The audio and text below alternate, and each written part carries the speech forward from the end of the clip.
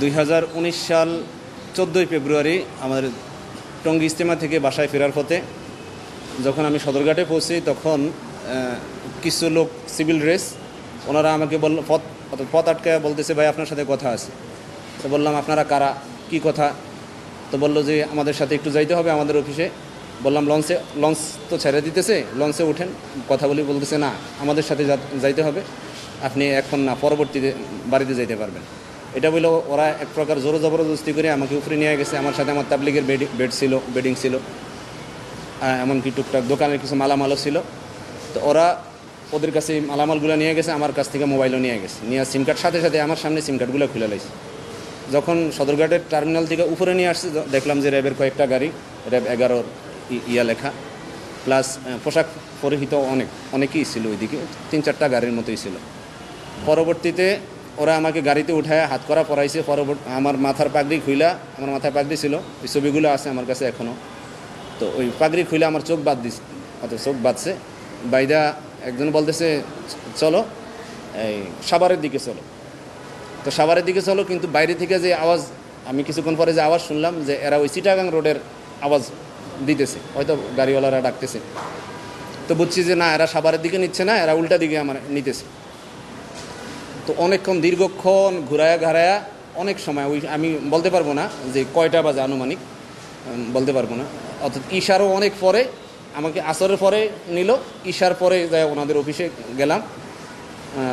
তখন অনেক জিজ্ঞাসাবাদ করছে, বিশেষ করে আমার নাম ঠিকানা, আমার সাথে কী কী ছিল ওগুলো সব ওনারা একটা নোট করছে। ওই নোটটা পরবর্তীতে আবার আমাদেরকে দিছে, কী কী ছিল আমার কাছে, আমার আত্মীয় স্বজনদেরকে যে মালামালগুলো বুঝিয়ে দিছে ওইটাও আমার ফাইলের মধ্যে আছে।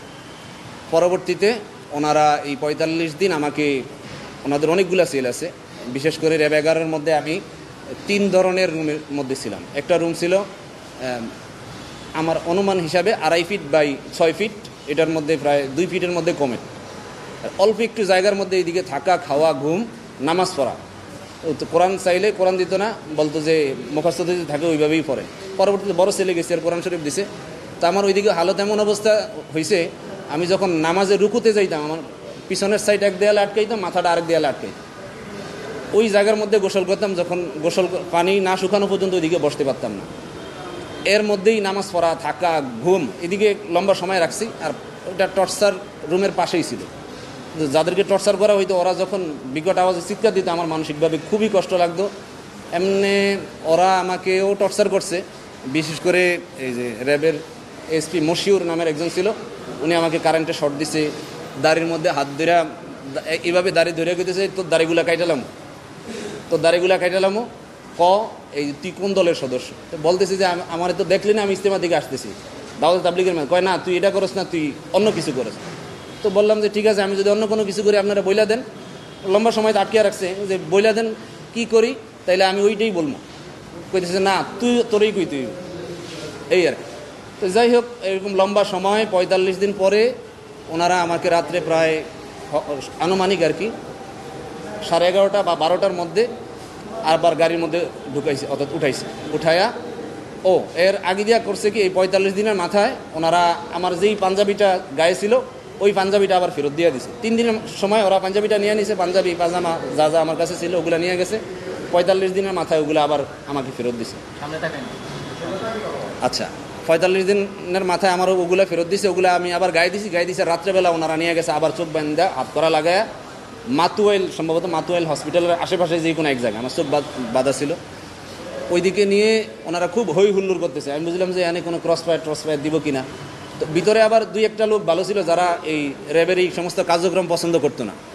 ওনারা আবার আমাকে এসে আশ্বস্ত করতো যে ভাই আপনি ভয় পাইবেন না, ওরা নিয়ে আপনারা নিয়ে একটা নাটক সাজায় আবার এদিকে নিয়ে আসবো। তো তারপরে এগোরে বিশ্বাস হইতেছিল না, তো কারণ এরা কইতেছে একটা, কাজ করতেছে আরেকটা। তো যাই হোক, ওইদিকে নিয়ে হই হুল্লোড় কইরা আমার গাড়ি থেকে বের করে নাই, গাড়ির মধ্যে রাইখেই হঠাৎ করে গাড়ির দরজা খুলা বলতেছে তোমার নাম কি, নাম ঠিকানা জিজ্ঞাসা করলো। বলার পরে ওরা আমি এটা গুম কমিশনেও বলছি যে অপারেশন সাকসেসফুল বইলা একজনে আমার হাতে একটা বড় একটা ফল দিয়েছেন, ভাই একটু ছাতাটা রাখেন। তো আমার তো ওই সময় চোখ বাঁধা ছিল, বড় একটা ফল দিছে, এটা পরে দেখছি। তো গোল ছিল, আমি এটা হালকা একটু ধরে গেছি, আল্লাহ জানে এটা আবার বন্টম কোনো কিছু দিছি কিনা আল্লাহ জানে। তো যখন চোখ খুললো দেখলাম যে না, বড় একটা মালটা দিছে আর কি। তো পরে আবার ইয়াতে নিয়ে গেছে, 11তে নিয়ে গেছে, ওদিক থেকে পরের দিন সকালবেলা ছবি টবি তুইলা ইয়াতে নিয়ে গেছে।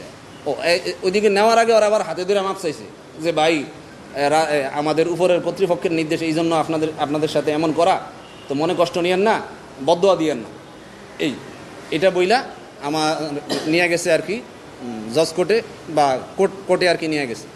ওদিক থেকে ওনারা আবার যখন আমি ম্যাজিস্ট্রেটে বললাম মহিলারে যে ম্যাডাম এরকম ঘটনা, ওরা তো আমার সাথে এই আচরণ করছে, নেওয়ার সময় আবার একজনে শিখিয়ে দিয়েছে যে তোমার ওইদিকে গেলে নাম তো ঠিক আছে, বয়সটা ওরা ব্যতিক্রম করছে। আমার ওই সময় বয়স ছিল 33, ওরা দিয়েছে 36। তা আমরা যখন জিজ্ঞাসা করলো তোমার বয়স কত, বললাম 33, বলতেছে যে এনে তো 36 লেখা, তুমি যা 36ই বলবা। আর তোমার ধরছে কোন জায়গা থেকে, বললাম যে আমার সদরঘাট থেকে আনছে, বলতেছে না সদরঘাট থেকে না, বলবা যে মাতুয়াইল থেকে। বললাম তো আমার মাতুয়াইল থেকে তো আনে নাই, আনছে তো সদরঘাট থেকে, যেদিক থেকে আনুক যেটা বলছি ওইটাই কইবা। পরবর্তীতে আবার বলল যে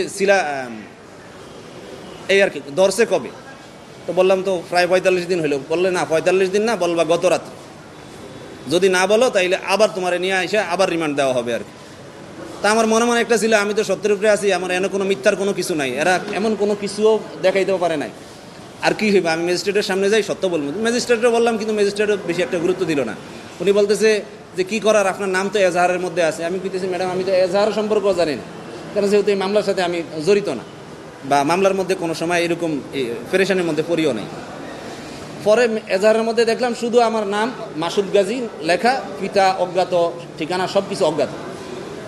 তো যাই হোক, উনি 3 দিনের রিমান্ড দিল, আবার জেলখানায় পাঠিয়ে দিছে। এই জেলখানা অভিযোগটা হলো যে আমাকে ইজতেমা থেকে ওরা যে অভিযোগটা দিছে, ওরা অভিযোগ দিছে 2018 সালের সম্ভবত শেষ দিকে বা কোন জায়গায় কোন একটা সময়, অর্থাৎ আমি এবং আমার সাথে নাকি আরও অনেক ছেলেপেলে মিলা আমরা নারায়ণগঞ্জ কোন কি সম্ভবত সিদ্ধিরগঞ্জের কোনো একটা এরিয়ার মধ্যে একত্রিত হয়েছি নাশকতার উদ্দেশ্যে। অথচ এটার ন্যূনতম একটা হলো যে আমি ওদেরকে চিনিই না, ওই যে ছেলেদের সাথে আমার মিলাইছে, একটা হলো ওদেরকে চিনিই না। পরবর্তীতে আরেকটা ঘটনা হইলো যে যখন 5 তারিখের পট পরিবর্তন হয়েছে, আর র্যাবের যে এএসপি আলেপ যে আমাকে সর্বপ্রথম ওই ইয়ার মধ্যে আঘাত করছে, আমার 2 কানের মধ্যে থাবর দিছে, এই মশিউর যে এএসপি মশিউর, উনি আমার বাম হাতে ওই যে কারেন্টের ব্যাট শট আছে না, ওগুলা দিয়ে অনেকগুলো শট দিছে, এমনকি আমার উল্টাভাবে ঝুলাইও পায়ের তালুতে মারছে যে আমরা যা বলি তা স্বীকার করো বা বলো।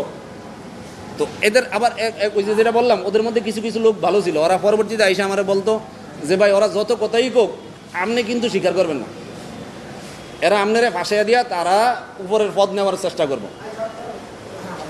এই আর কি। 45 দিন গুমছিলাম। আমার অভিযোগ হলো র্যাব 11-2019 সালে যে সমস্ত কর্মকর্তারা ছিল ওনাদের প্রত্যেকের বিরুদ্ধে অভিযোগ, কারণ প্রত্যেকেই আমাকে জিজ্ঞাসাবাদ করছে, আর প্রত্যেকেই মোটামুটি অনেকেই আমাকে টর্চার করছে। আর এর মধ্যে উল্লেখযোগ্য হলো যে র্যাবের এএসপি আলেফউদ্দিন মশিউর, এই 2 জনকেই আমি চিনি। হ্যাঁ, এই 2 জনকেই আর কি আমি চিনি, এছাড়া অন্যদেরকে হয়তো চেহারা দেখলে চিনবো, এমনি বলতে পারবো এদের বিরুদ্ধে। এখন আমি তাদের বিচার চাচ্ছি, যাতে করে আর পরবর্তীতে আর কেউ এরকম কোনো নিরীহ মানুষকে ধরে নিয়ে মিথ্যা অভিযোগে অভিযুক্ত করে জেলে না দেয়, মানুষ যেন এরকম নির্যাতনের শিকার না হয়, এজন্য আমি ওনাদের শাস্তি চাচ্ছি।